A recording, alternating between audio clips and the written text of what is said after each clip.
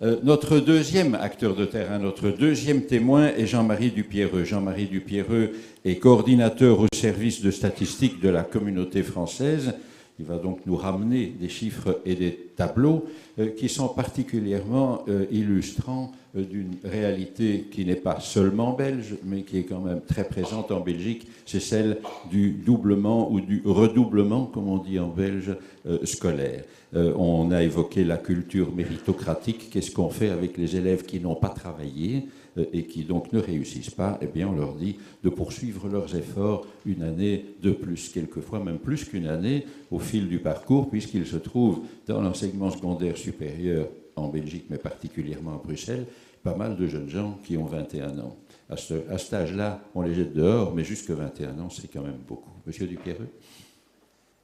Alors, je vais essayer de ne pas vous assommer de chiffres, mais je vais quand même vous en présenter un certain nombre qui sont, je l'estime, les chiffres les plus importants en matière de redoublement, de retard scolaire, et aussi une estimation du coût de cet échec scolaire.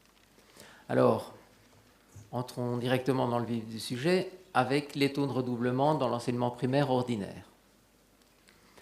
Taux de redoublement, c'est-à-dire le pourcentage d'élèves qui vont recommencer la même année d'études dans l'enseignement primaire ordinaire. Alors, vous avez là les 6 années primaires avec leur taux, 6% en première, 5% en deuxième, 4% dans les 3 années qui suivent et ensuite 2%, ce qui veut dire que toute année confondue, dans l'enseignement primaire ordinaire, vous avez un taux de redoublement de l'ordre de 4%. 4%, ça veut dire, sur une classe de 25, vous aurez un redoublant en première, un redoublant en deuxième, un redoublant en troisième, donc ça s'accumule. Et c'est pour ça que dans le deuxième tableau, j'ai voulu vous présenter les retards scolaires à un âge donné. Toujours intéressant de voir, à un âge donné, finalement, quel est le résultat de ces redoublements. Alors, le point de départ, ce sont les élèves de 6 ans. Donc, s'ils sont à l'heure, ça veut dire qu'en principe, ils sont en première primaire.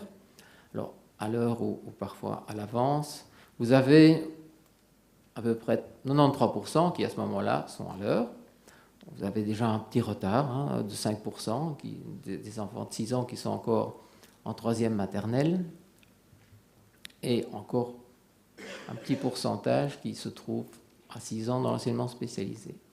Mais alors, ce qui est maintenant intéressant de voir, c'est, suite à ces redoublements que je viens de citer dans le premier tableau, où se trouvent-ils quand ils ont 12 ans? Quand ils ont 12 ans, s'ils sont à l'heure, ça veut dire qu'ils devraient être en première secondaire. Alors là, on s'aperçoit qu'en première secondaire, on ne retrouve plus que, si on compte les élèves à l'avance, environ 73% qui sont à l'heure. Vous avez 16% des élèves qui auront pris 1 an de retard et 4% qui auront même 2 ans de retard. Donc c'est l'accumulation de ces 4% qui fait qu'on a ce résultat. Alors, intéressant à noter aussi, on retrouve à 12 ans 6% de la population dans l'enseignement spécialisé. Alors, on peut continuer, c'est ce qu'on va faire, dans l'enseignement secondaire ordinaire. Alors, l'enseignement secondaire ordinaire, à nouveau, comme pour le premier tableau, ce sont les taux de redoublant, c'est-à-dire le pourcentage d'élèves qui... Ce sont les chiffres de 2006-2007, ça veut dire qu'on retrouve là le pourcentage d'élèves qui, en 2005-2006, étaient déjà dans la même année d'études. Alors, prenons le cas de la première année. On a 11% de redoublants. En fait, c'est, pour faire simple, 11% d'élèves qui se retrouvent dans l'année complémentaire. En deuxième année, on a 8% de redoublants, donc c'est-à-dire une présence de 8% dans l'année complémentaire. En troisième année, qui est donc la première année du deuxième degré, on a là un boom au niveau du redoublement, puisqu'on a là 20% des élèves qui vont redoubler cette troisième année. Alors, j'ai voulu aussi montrer pour cette année, qui est quand même une année charnière, la différence entre les sections de transition et les sections de qualification. Alors, transition, je le rappelle, ce sont l'enseignement général et le technique de transition. Et qualification, ce sont le technique de qualification et le professionnel. Alors, on constate là un écart important de taux de redoublant. Vous avez 14% de redoublants en transition et 27% en qualification, mais attention, ça ne veut pas dire qu'on redouble plus en qualification. C'est, grosso modo, on redouble un peu plus en qualification, mais l'écart n'est pas énorme. En fait, c'est une partie des redoublants de la transition qui ont été ou qui se sont réorientés vers la qualification. En quatrième, on a encore des taux de redoublant importants, 16%. En cinquième, 17%. Et là aussi, première année du troisième degré, intéressant de voir le décalage entre transition et qualification. Là aussi, on retrouve un taux de redoublant en transition moins important qu'en qualification, mais aussi dû à une réorientation de la transition vers la qualification. Et finalement, en sixième année, on a un peu moins de redoublants. Mais il faut savoir aussi que déjà, à ce moment-là, on a un certain nombre d'abandons qui s'est produit. Alors, à nouveau, accumulation de ces taux de redoublant, qu'est-ce que ça donne si on s'intéresse au retard scolaire à un âge donné? Alors là, je me suis intéressé évidemment aux élèves qui ont 17 ans, pour voir quelle est la part encore à l'heure à ce moment-là. Et on s'aperçoit qu'à 17 ans, on retrouve 36% qui sont à l'heure, plus notre % qui est à l'avance, donc grosso modo 38% à l'heure. Par contre, on a 31% d'élèves qui sont en retard d'1 an, 17% en retard de 2 ans, et même 5% en retard de 3 ans. Et alors, on peut constater aussi les autres orientations. On a donc 5% d'élèves qui, à 17 ans, sont orientés dans l'enseignement secondaire à horaire réduit ou en alternance, et 4% qui sont dans l'enseignement spécialisé. Alors, ce que je veux aussi faire remarquer, c'est le rapport différent entre transition et qualification selon qu'on est à l'heure ou en retard. Alors, on s'aperçoit, par exemple, pour les élèves à l'heure, que on a 75% des élèves qui sont dans les sections de transition et 25% qui sont dans les sections de qualification. Par contre, dès qu'on passe aux élèves qui ont 1 an de retard, c'est-à-dire qui sont en 5e secondaire à l'âge de 17 ans, là, la section de qualification devient nettement plus importante puisqu'elle représente 60%. Pour les élèves qui ont 2 ans de retard, c'est-à-dire qui sont en 4e secondaire à 17 ans, là, ils sont 75%, et quand ils ont 3 ans de retard, ils sont 90%. Donc, on retrouve là les réorientations dont on parlait au tableau précédent. Alors, j'ai aussi voulu présenter un tableau qui se focalise sur les mêmes élèves de 17 ans, mais en prenant cette fois-ci les 10% des élèves qui sont domiciliés dans les quartiers statistiques dont l'indice socio-économique est le plus bas, et en prenant les 10% d'élèves qui sont domiciliés dans les quartiers statistiques dont l'indice socio-économique est le plus élevé, pour montrer la nette différence qu'il y a en matière de retard scolaire. Alors, dans les 10% des élèves issus de ces quartiers à indice socio-économique bas, eh bien, on constate qu'il n'y a plus que 18% des élèves qui sont à l'heure.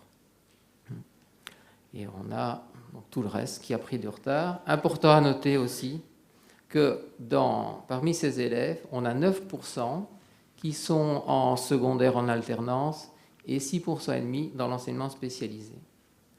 Si on regarde maintenant les 10% d'élèves issus des quartiers à indice socio-économique les plus élevés, là, il reste 50% d'élèves à l'heure, 33% avec un retard d'1 an. Et intéressant à noter aussi, c'est le faible pourcentage qui a été réorienté dans l'alternance ou dans le spécialisé. Un mot sur le coût, ou en tout cas une estimation qui a été faite, simple, voire simpliste, je dirais, mais qui a au moins le mérite d'exister, c'est de se dire que un élève qui redouble, c'est un élève qui va rester un an en plus dans le système et donc qui va coûter un an de plus. Bon ben, si on part de cette hypothèse, qui est simpliste, je l'admets, et qui mériterait ensuite d'être affinée, ben, ça nous donne alors un calcul qui devient simple.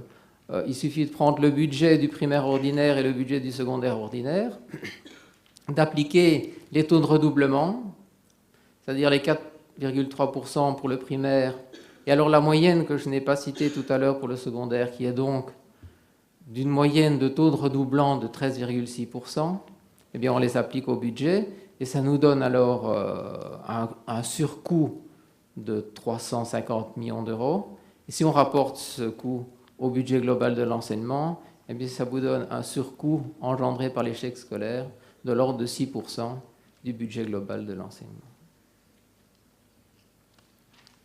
Alors je voudrais terminer par deux tableaux qui présentent les résultats en fonction du fait que l'élève est à l'heure ou en retard. Le premier tableau s'intéresse à la diplomation en fin de 6e secondaire. J'ai choisi une génération qui est celle des élèves nés en 85. C'est celle qu'on peut suivre, qui est à la fois la plus proche et qu'on peut suivre le plus loin possible. Donc, les élèves âgés de 17 ans et qui sont encore dans l'enseignement secondaire ordinaire de plein exercice. Donc, ça veut dire qu'on n'a déjà plus là toute la génération 85, et M. Bulto, d'ailleurs, parlera de l'abandon scolaire plus en détail.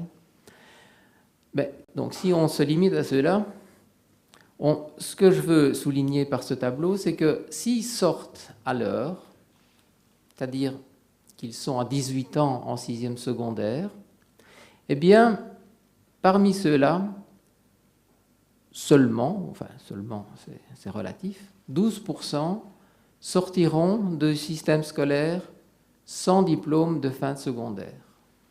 Par contre, lorsqu'ils ont accumulé un an de retard, c'est-à-dire qu'ils sortent du système scolaire à 19 ans ou 20-21, là, le taux de sortie sans certificat de fin de 6e secondaire est de l'ordre de 20%. Ce qui nous donne, toutes les catégories rassemblées, un taux d'abandon pour les élèves qui, à 17 ans, sont encore dans le secondaire ordinaire de plein exercice, un taux de sortie sans diplôme de fin de secondaire de 17%, et donc un taux de diplomation de 83%. Et enfin, mon dernier tableau, qui est aussi une présentation d'un résultat lié au fait d'être à l'heure ou en retard, c'est, je me suis intéressé aux étudiants qui entrent pour la première fois dans l'enseignement supérieur, et plus spécifiquement dans l'enseignement supérieur de type cours, parce que c'est dans ce type d'enseignement supérieur qu'on a la plus grande variété d'élèves, soit issus du général jusqu'au professionnel, et donc on peut observer les résultats, les différences de résultats. Et j'ai pris un indicateur qui est le taux d'abandon, c'est-à-dire le pourcentage d'élèves qui vont s'inscrire dans le supérieur, mais qui, dès la fin de la première année, vont abandonner le supérieur. Et là, bon, on voit les écarts, ils sont importants. Si l'élève vient du général et qu'il est entré dans le supérieur à l'heure, eh bien son taux d'abandon, c'est-à-dire le fait qu'il va quitter dès la première année le supérieur et puis faire un deuxième essai, eh bien ce taux d'abandon est de 11%. Par contre, s'il vient du général et qu'il a un retard supérieur à 1 an, ce taux d'abandon, il est déjà de 28%. Et on constate que s'il vient du technique de transition, ces taux d'abandon sont légèrement plus élevés. Ils sont encore plus élevés s'il vient du technique de qualification. Vous voyez, dans le technique de qualification, si l'élève entre avec déjà plus d'1 an de retard, 41% d'entre eux vont abandonner dès la première année. Et s'il vient du professionnel, bon là je n'ai plus fait de ventilation par âge, mais en moyenne on a un abandon de 58%. Voilà, je vais laisser